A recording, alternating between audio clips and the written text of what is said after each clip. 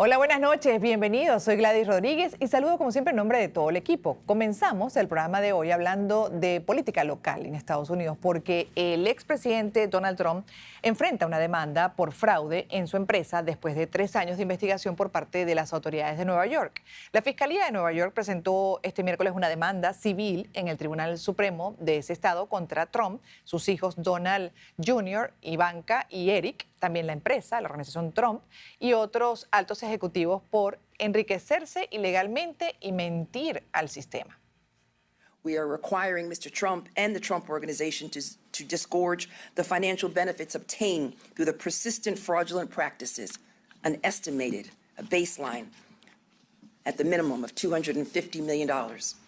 De acuerdo a la fiscal, el patrón de fraude y engaño que utilizó Trump y la organización para su propio beneficio financiero implicaba inflar los valores de los activos por cualquier medio necesario para aumentar el supuesto patrimonio neto.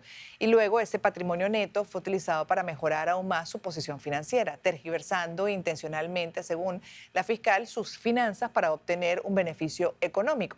El expresidente respondió calificando como otra cacería de brujas esta investigación, tildó de racista a la fiscal neoyorquina, a Letitia James. Además, aseguró que esta demanda es consecuencia de un supuesto mal desempeño de los demócratas en las encuestas a menos de 50 días para las elecciones de medio periodo de noviembre. Y para analizar las implicaciones que tiene esta demanda para Trump, pero además el impacto que podría tener en la recta final de la campaña, nos acompaña el periodista y analista político Robert Valencia. ¿Cómo estás, Robert? Bienvenido. Gladys, buenas noches. Un saludo a todos los que nos están viendo en estos momentos. Gracias por la invitación. Me gustaría empezar primero por la respuesta que dio el expresidente Donald Trump, argumentando incluso que aquí hay pues una intención política, la vinculó a la fiscal pues con el Partido Demócrata, pues subestimando lo que puede ser este fallo, ¿no?, de la fiscalía. Y ahí me gustaría arrancar entendiendo hasta qué punto el Poder Judicial de este país está tan contaminado como para no confiar incluso en lo que puede ser la actuación, en este caso, de la Fiscalía. Sí, obviamente se veía venir que el expresidente Donald Trump enmarcaría lo que hemos visto precisamente a raíz del anuncio de esta demanda y enfocarlo precisamente en un tema político, porque ya han existido reportes en los últimos días en donde se dice que el expresidente Donald Trump tiene serias intenciones de lanzarse nuevamente a la presidencia en el año 2024, obviamente bajo el tiquete republicano, obviamente teniendo en cuenta que deben existir algunas primarias dentro del partido, en donde él realmente no es que salga muy favorecido, que digamos, porque incluso se habla de que Ron DeSantis, que es el gobernador de la Florida, es la persona que está liderando las intenciones de voto dentro del Partido Republicano, a pesar de que Donald Trump sigue siendo una figura muy importante dentro de ese partido y donde obviamente, como sabemos, cualquier cosa puede suceder y tal vez sea el favorito o el ganador de esa contienda primaria. Todo está por verse. Pero sí, indudablemente, a raíz de que él ha hecho campaña para algunos republicanos dentro de las primarias republicanas para el Senado particularmente, y para las legislaciones o para las elecciones de legislaciones y gubernamentales, pues obviamente él quiere enmarcarlo y buscar ese apoyo dentro de esa base republicana que todavía confía en él, por más de que para muchos de nosotros sigue siendo inaudito, realmente insólito que lo sigan respaldando a pesar de toda la evidencia que muestra de que su figura como tal le ha hecho más daño al Partido Republicano que cualquier otra cosa. Pero obviamente sí lo va a enmarcar en ese sentido porque lo llama de cacería de brujas. Y también es importante mencionar, Gladys, dentro de un contexto aún más amplio, porque no solamente estamos hablando de la demanda que le ha interpuesto la fiscal Letitia James, sino que también el Departamento de Justicia ahora tiene una cierta libertad para seguir con el proceso de estos documentos clasificados que se obtuvieron desde Mar-a-Lago. Entonces, obviamente, Donald Trump pues no ha tenido un muy buen día porque está atacando en distintos frentes, no solamente con lo que estamos viendo aquí en Nueva York, sino también esta decisión donde supuestamente una jueza en la Florida había fallado en favor de Donald Trump para que una persona independiente analice si los documentos que tenía Donald Trump en Mar-a-Lago son clasificados o no. Así que yo creo que no fue muy buen día para Donald Trump ayer porque está peleando distintos frentes a nivel judicial. Incluso en el político electoral tiene ahí pues a un DeSantis, ¿no? También adquiriendo popularidad, muy al estilo polémico del expresidente Donald Trump. Entonces habrá que esperar también qué ocurre con esas primarias, pero incluso la posibilidad de que viendo esto a lo mejor y que pueda ser el favorito de los republicanos, pues termine montando un partido aparte. Todo eso va surgiendo, pero eso es un tema aparte de este que estamos incluso analizando a ver hasta qué punto le puede afectar a él esta investigación y lo que fue el anuncio de la fiscal, que él considera meramente político, y ahí también quedó pendiente la pregunta hasta qué punto el Poder Judicial puede estar contaminado. Pregunto esto porque siempre se habla de que definitivamente un país puede funcionar con independencia de poderes, como es en el caso de Estados Unidos. En otros sabemos que están siempre alineados con el Poder Ejecutivo, pero en este caso particular en Estados Unidos, ¿hasta qué punto esos jueces, esos fiscales pueden actuar con el sesgo político o Es muy partidista? difícil. Sí, es muy difícil. Obviamente, sí han habido casos en donde la ideología conservadora se impone frente al razonamiento científico o por lo menos desde lo que uno considera decisiones que deben ser tomadas sin ningún tipo de sesgo.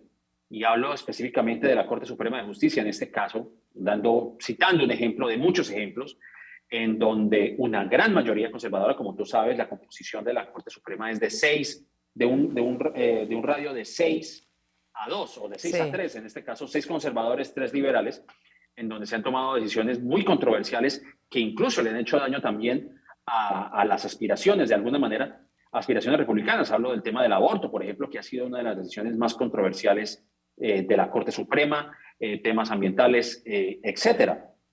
Pero sí, obviamente, ha habido una intencionalidad de parte del Partido Republicano de nombrar jueces de corte conservador precisamente para el beneficio de sus réditos y de sus intereses políticos.